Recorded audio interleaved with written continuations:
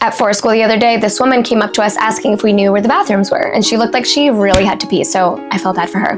We gave her directions, and then we immediately watched her go in the complete opposite direction of where we told her to go. Everyone was perplexed by this behavior, except for me, because that is very ADHD behavior, and I've totally been there. Solidarity, sister. I hope you made it to the bathroom. Hello, my wild friends. Welcome back to the Wildly Different podcast. Today, we're going to talk about ADHD and memory. We're going to chat about what even is memory and how does ADHD affect it? Why is it that you lose your train of thought mid-sentence or space out during an important meeting or immediately forget directions as soon as you're told them, especially if you have to pee? More importantly, we're going to talk about why most of the advice floating around about how to remember stuff with ADHD probably hasn't worked for you and what you should do instead that actually does work. If you're new here, hi, I'm Anna Urban. I'm the founder of ADHD Untamed, a holistic group coaching program for ambitious, wild-brained adults. I'm a certified ADHD coach, former teacher with a master's in education, and I have raging ADHD myself. I also have a wildly different take on how to navigate it, a take that's rooted in curiosity, self-acceptance, and aligned action instead of Band-Aid fixes that just make everything harder. And like most things related to ADHD, memory issues are just one of the most frustrating, misunderstood, and shame-filled parts of living with ADHD. Let's start with why most ADHD memory advice kind of blows. But I'm not just going to tell you, I'm going to show you. Let me paint a picture. Imagine you're a homeschool mama to 3 very different boys. Your oldest has ADHD and is a killer guitar player, the kind who can hear a song once and figure it out by ear. Your youngest has ADHD and probably autism and is currently in a very intense rock collecting phase. Like, you can't go on a walk without bringing home 17 new specimens and a pocket full of dirt. He also never wears shoes. And your middle is really into baseball. Like, really into it. Like, he's memorized MLB stats for fun. Like, who does that? Your days are packed with reading lessons, therapy appointments, co-op field trips, baseball games, meal planning, and trying to keep your marriage alive in this hectic season. You're doing your best to hold it all together, but just this week, you realized you forgot to send a birthday party RSVP, you forgot to text your mother-in-law back about Easter plans, you were late for co-op again because you lost your car keys, and then this one really put you over the edge. You forgot to schedule the appointment with the speech therapist for your youngest, and now you have to wait 2 months for the next available spot. Cue the spiral. Why can't I just remember this stuff? What is wrong with me? Other moms aren't constantly forgetting everything. So you start Googling memory hacks for ADHD, and you get a familiar list. Set a timer, write things down, use visualization, get enough sleep, take ADHD meds, which you already do, incorporate your senses for better recall, sniff rosemary oil. Apparently, rosemary oil helps improve your memory. More on that later. And you want to slam your head against your keyboard. Isn't there anything else? You desperately are looking for answers and feeling more and more panicked, and maybe you're even wondering, is homeschooling the right choice? Or maybe you're not a homeschool mama, but you relate to this example. You relate to this story. It's like you feel like you can't remember all of the things for your family, for your job, for your partner, for whatever, right? Here's the thing. None of that advice is wrong or bad per se. It's just kind of useless if you're still at war with your own brain. All of this advice is missing a crucial element. It doesn't address your relationship to memory.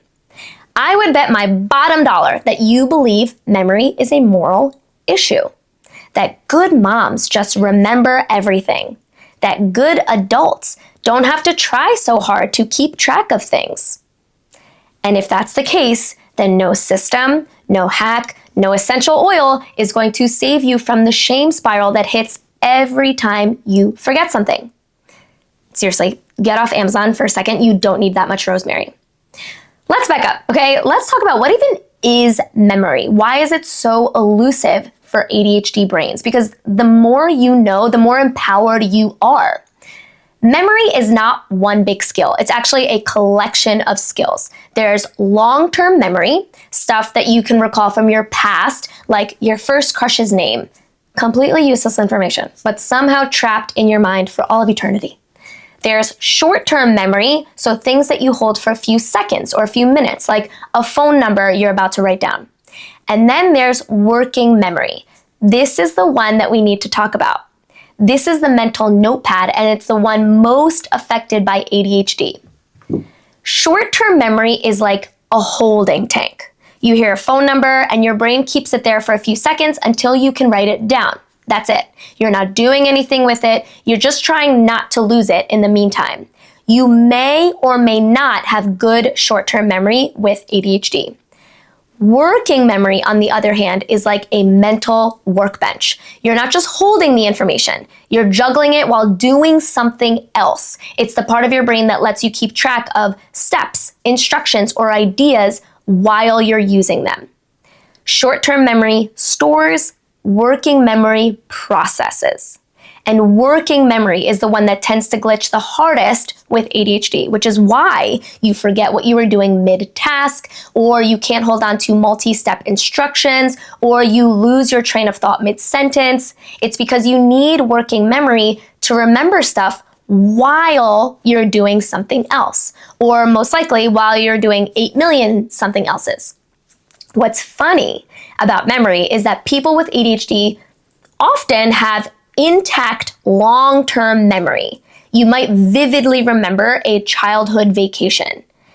Weak working memory, but you forget why you walked into a room 5 seconds ago. So when you hear things like, oh, people with ADHD struggle with memory, you might think to yourself, well, I remember literally every single thing from 20 years ago, so maybe I don't actually have ADHD. That's why. What we struggle with is not long-term memory, it's more working memory.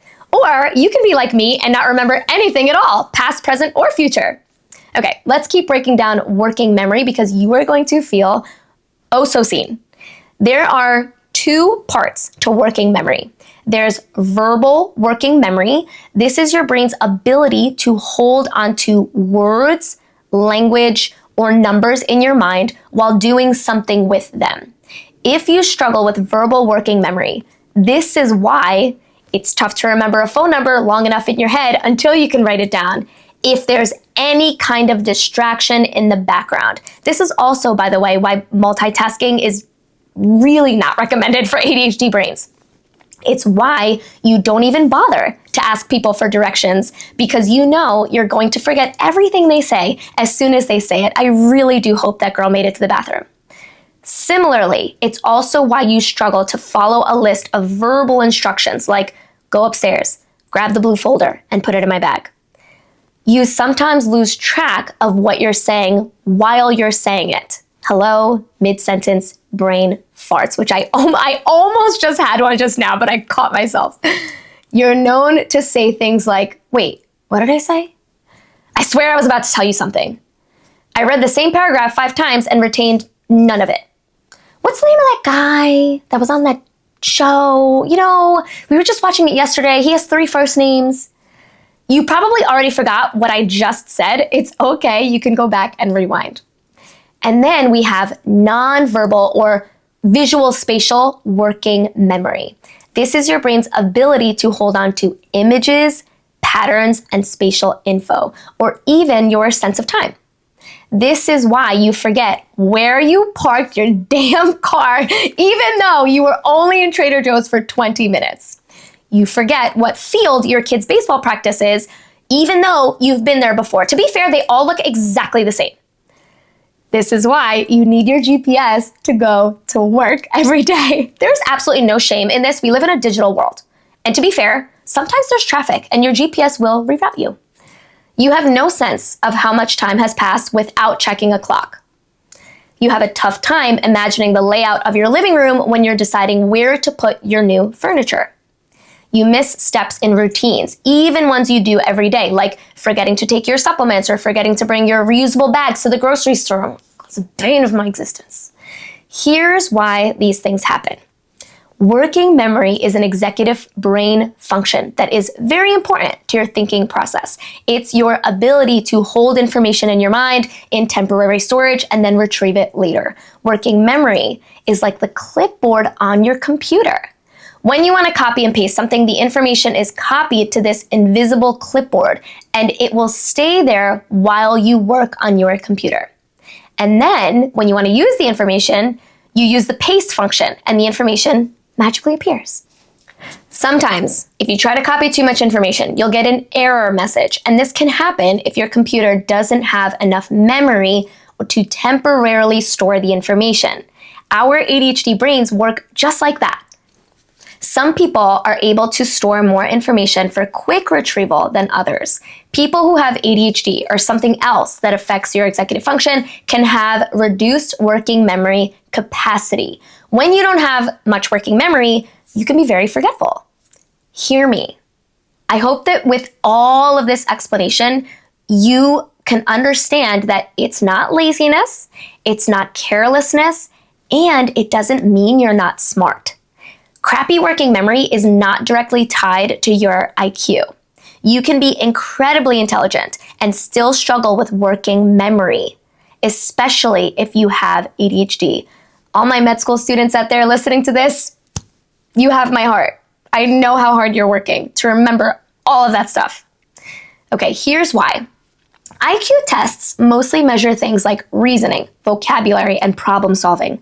Working memory is sometimes included as a subcomponent, but it's just one part of a much bigger picture. You can score high in other areas and still have significant working memory challenges. In fact, you probably make up for it in other ways, kind of like when someone doesn't have one of their senses, so their other senses get sharper. The problem is, you might be trying to make up for it in ways that aren't actually serving you, like hypervigilance, perfectionism, trying to anticipate every possible thing that could go wrong. That's actually part of the problem here. Poor working memory is one thing, but now you lump on a trauma response and it makes it that much more difficult to remember stuff.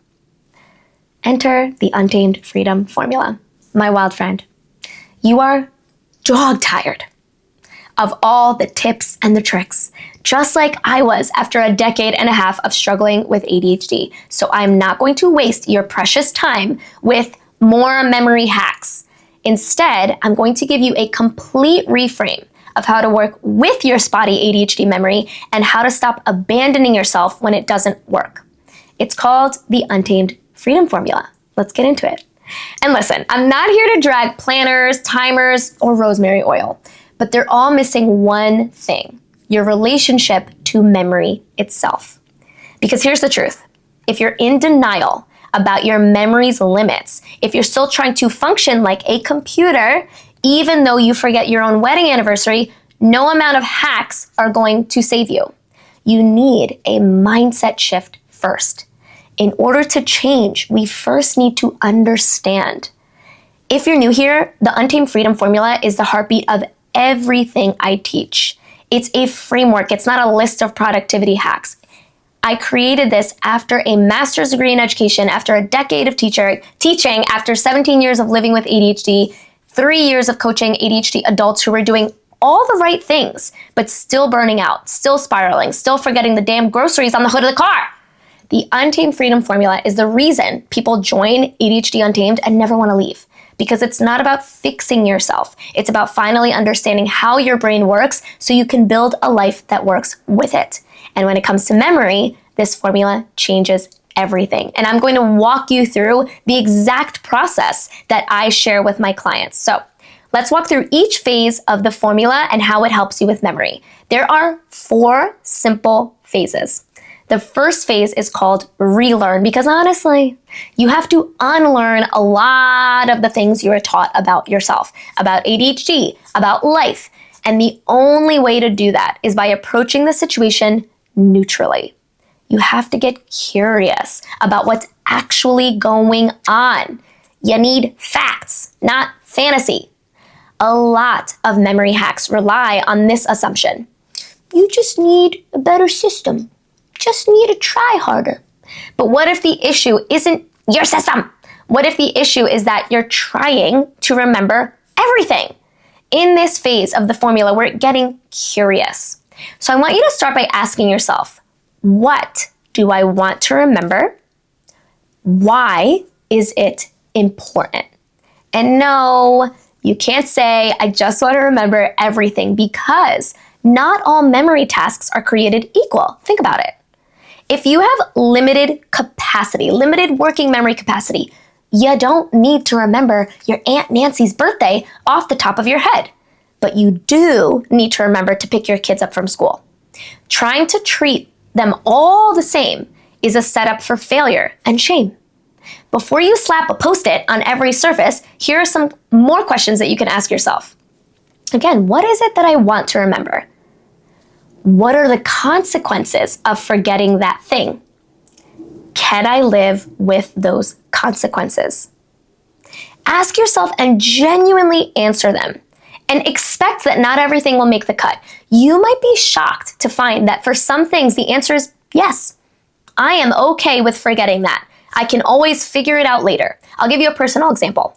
My kids are 4 and 6 years old, and we get invited to a lot of birthday parties. I used to feel kind of bad about forgetting to get presents for all their little friends and would scramble to run to Target and then get something thoughtful. But then I realized, you know what? It's really not worth it for me to hold this piece of information in my brain throughout the week. So the morning of the party, I pick out a blank card from my card stash. I don't even have to remember to go to the store to get cards. I just have a nice stash. I write them a sweet little note. I write them something thoughtful. I throw in some cash. Or if I have time, I'll scoop up a local gift card. Cash is king, baby. Who doesn't like cash? Some people might think, and this was my internal battle, some people might think that's impersonal. And that is a consequence that I am okay with. This is honestly one of the hardest parts for people because we have so many years of self-judgment and expectations, unrealistic expectations to sift through. So please be patient with yourself during this phase.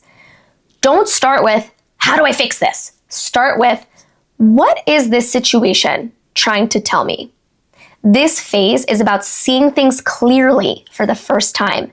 It's about education, exploration, and compassionate self-awareness. It's, oh, I didn't realize my hypervigilance was running the show. Or, I thought I was just careless. Turns out it's just poor working memory. It's the flashlight in the dark room. Okay, the second phase of the formula is called reflect. This is the phase of mirroring through relationships. Not just your relationships to others, although that is very important, but your relationships to everything. People, places, things, concepts. Every single thing in your life is a mirror, reflecting back to you your subconscious beliefs. Where relearn is about seeing the truth, reflect is asking, can I accept what I'm seeing? Can I accept what I see in the mirror? What does my relationship to memory, time, cleaning, success, etc. tell me about my deeper beliefs? Let's look at your relationship to memory. What is your relationship to memory as a concept? This is a loaded question. For me, the formula helped me realize that whenever I thought of memory, I thought smart people remember things. So what is your relationship to memory? How is it affecting how you show up in your life? Let's go back to the question, what are the consequences of forgetting that thing? If you forget this thing, what does it mean about you? What is your relationship to forgetting? And let me give you an example from a coaching call that I did recently with one of my Untamed members. This sweet mama came to me and said, Anna, I desperately need help remembering things. What do I do? Part of her struggle was that the things that she had to remember, like her kids' medications and dietary restrictions, allergies, are weighty. They're loaded things. Her kids have special needs, and she was feeling a lot of pressure to stay on top of it. After some digging, what we uncovered was that she had this belief that because she's prone to forgetting things, she's a bad person. Those were her words verbatim. I'm a bad person. Oh, my heart. My wild, wild heart. After our coaching call, she realized that that's just not true. She just internalized this belief from years of being put down because she would forget things. And so how that would show up is as hypervigilance, as a lot of pressure. When she would forget stuff, she would either blame or shame herself, or other times she would lash out at her partner from a place of feeling isolated and scared. Why don't you help me remember things? And that's not how she wanted to show up as a mom and as a wife. Ultimately, when I asked her, why? What is it that you want? Ultimately, what do you want? Because it's not to remember things. There's a goal there. So after some digging, she said, what I want is connection. I want connection to my kids, to my husband. But the pressure that she was feeling was driving her further and further away from that connection. Not just to her family, but to her kids and to herself. So we flipped it. I asked her, how can you support your memory from a place of connection?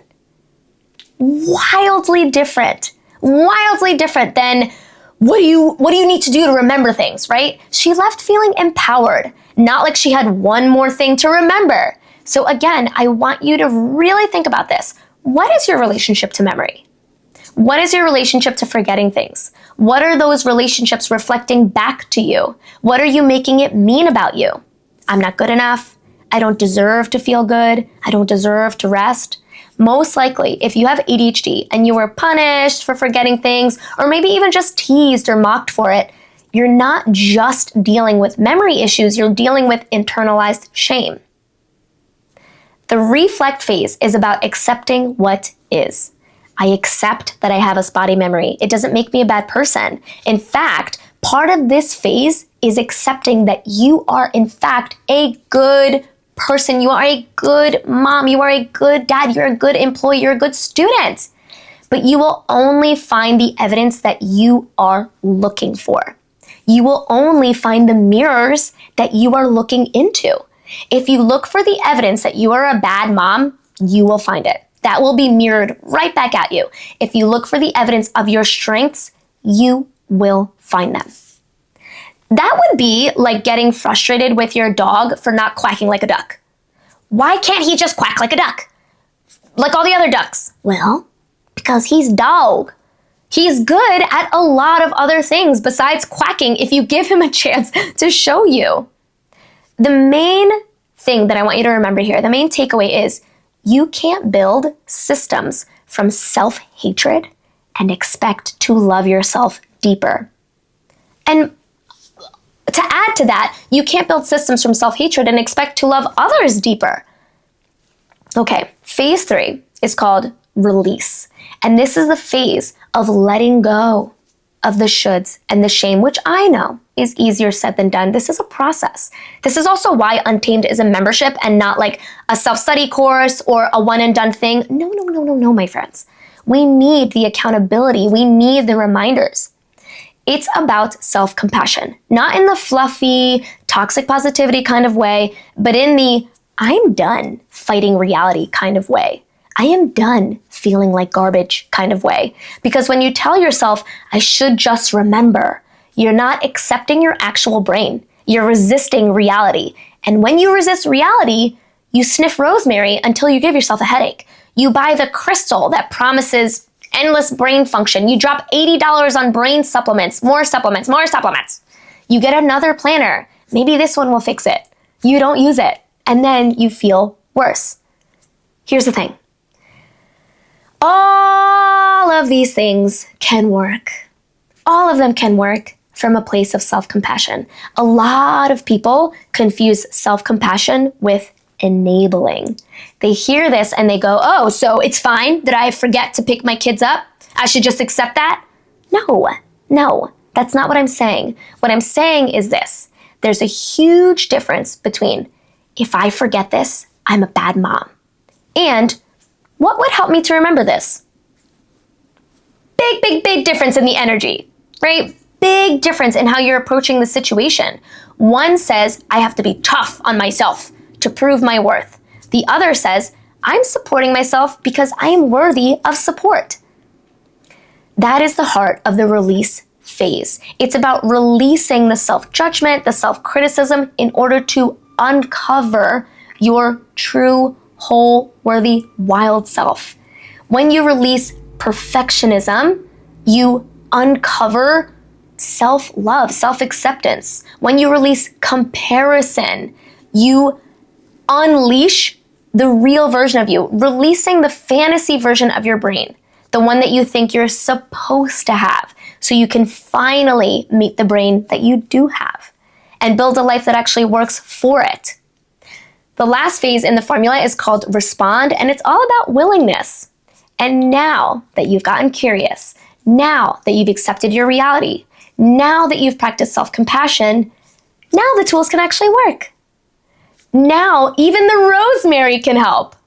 And I know that this is the part that you probably wanted me to start with. I get it. We all want quick fixes, the hacks, the tips, the tools. That's what we all go searching for when things start falling through the cracks. But that's not what you needed at the start of this episode, because without the foundation of awareness, acceptance, and compassion, none of those tools will stick. They just become one more thing you should have remembered to use. But now you're approaching these same tools with the same brain, but a totally different mind. Let that sink in. You're approaching the situation with the same brain, but a totally different mind.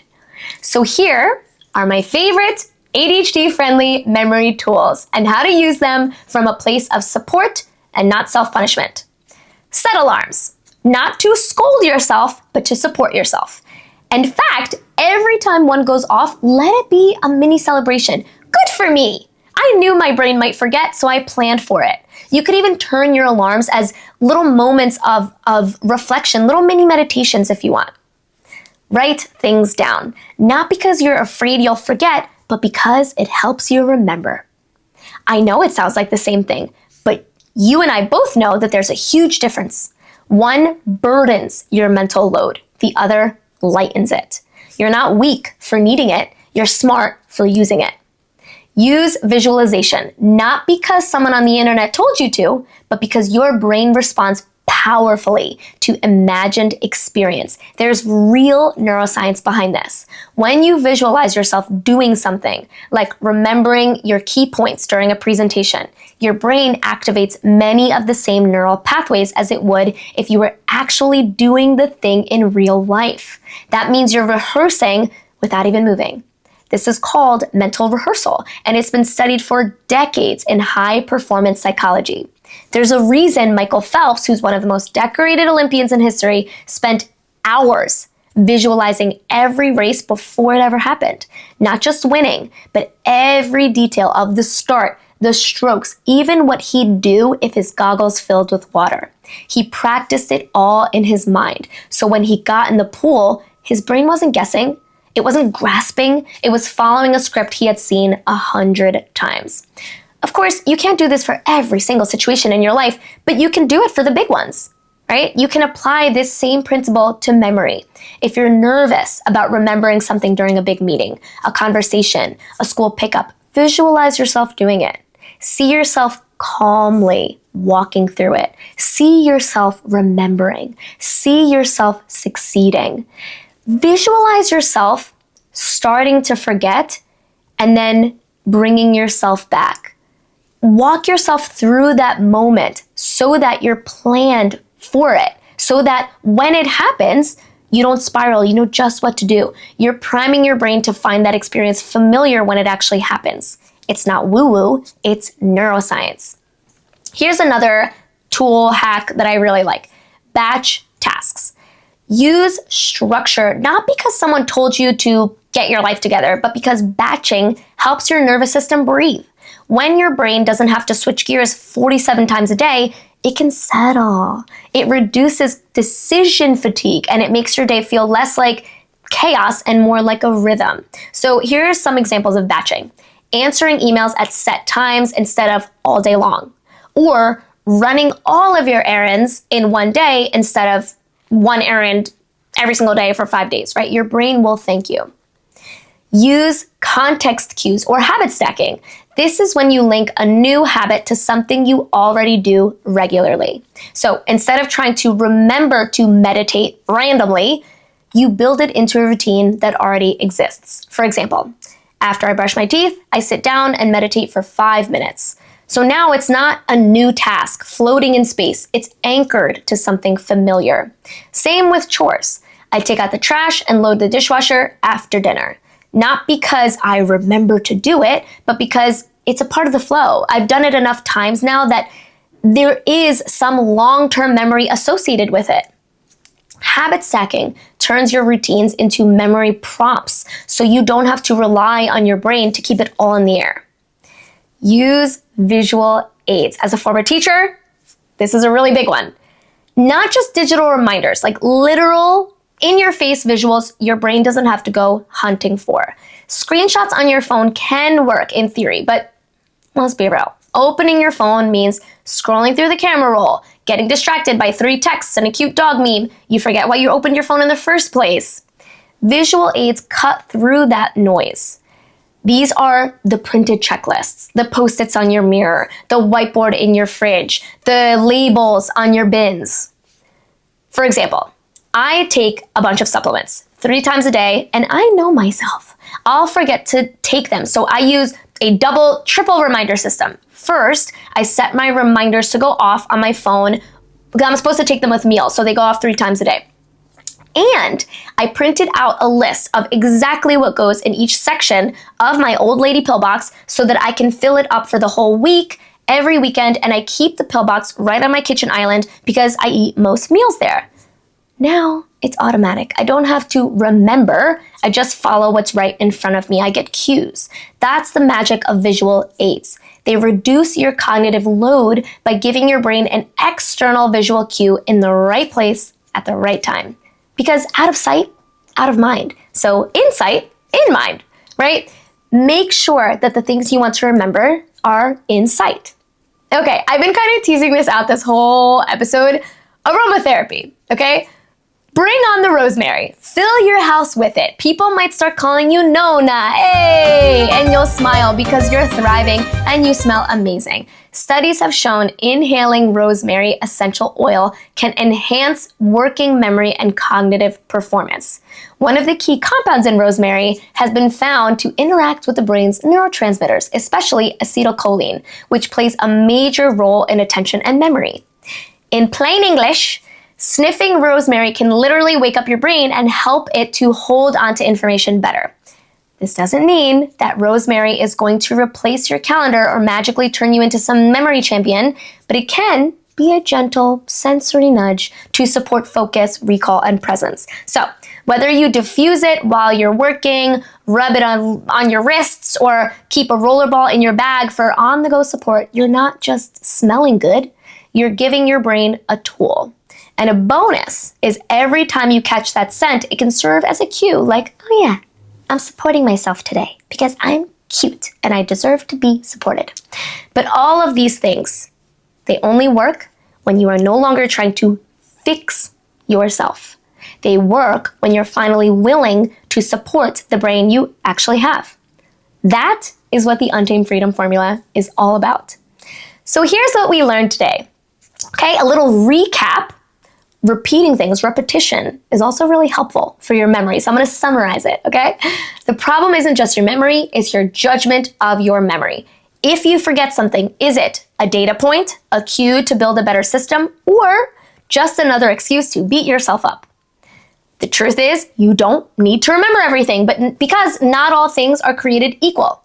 You just need to stop punishing yourself when you forget. Because the key to remembering starts with accepting that you'll forget and building your life around that reality without shame. That's what I teach inside of ADHD Untamed.